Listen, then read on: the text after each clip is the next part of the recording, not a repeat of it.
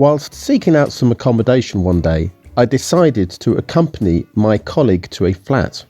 According to her version of events, I tried to achieve the impossible and got quite aggressive with a troupe of amateur actors who were performing an ancient Greek play in the high street. I apparently did not appreciate their performance and attached a sign next to their stage on the nearest available lamppost. It was not the average encounter that one would have with amateur actors in the high street. It was actually quite awkward. When I got to the flat, finally, I realised that I had a bargain that wouldn't bruise my wallet.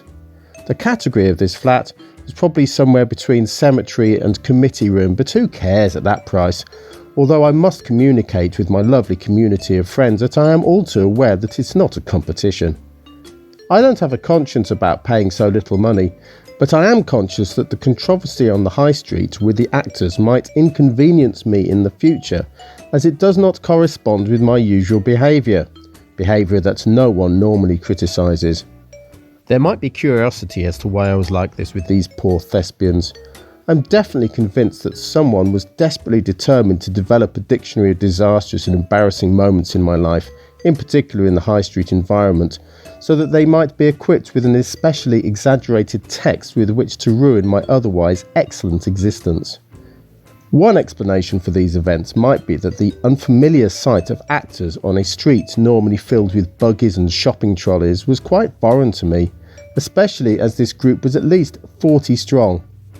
I am one of those people who frequently ask the government to guarantee that shoppers and members of the public, such as myself, are not harassed by street performers, etc., so that we can go about our lives without hindrance. I clearly felt that my very identity had been threatened, and immediately I started to shout abuse at these unfortunate individuals and interfere with, if not interrupt, their performance. I know that my language was a little rude, but I never act in a leisurely fashion when something like this irks me. As quick as a flash of lightning, I realised that this was a marvellous chance to be a bit mischievous by flexing my vocal muscles unnecessarily at my poor neighbours. I guess I was a nuisance, but these guys were occupying a well-loved patch of pavement outside the post office and next to the bank, and it occurred to me that this opportunity to make a stand on this vital topic might be one to get the attention of Parliament and persuade them that physical obstructions, actors, might prejudice the free flow of pedestrians down the street, a privilege that needs to be upheld. I don't care whether some of them were semi-professional, whether they had a challenging programme of plays, whether they had eloquent pronunciation, etc. My point is that the queue for the cash machine had been obstructed. People need to recognise when there is an issue. My recommendation is that Greek tragedy is irrelevant these days. I am perfectly happy to go to a Greek restaurant to soak up Greek culture. I don't need these stupid rhymes and poetic rhythms shoved down my throat when I'm out shopping. This was an unnecessary sacrifice for me and for my accompanying secretary.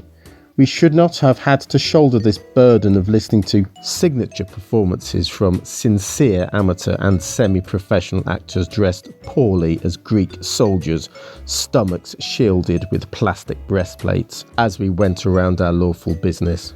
Furthermore, their clothing was insufficient, I would suggest, for this time of year. Something more symbolic would have been better, or some sort of system where they don't have to wear little togas and the like.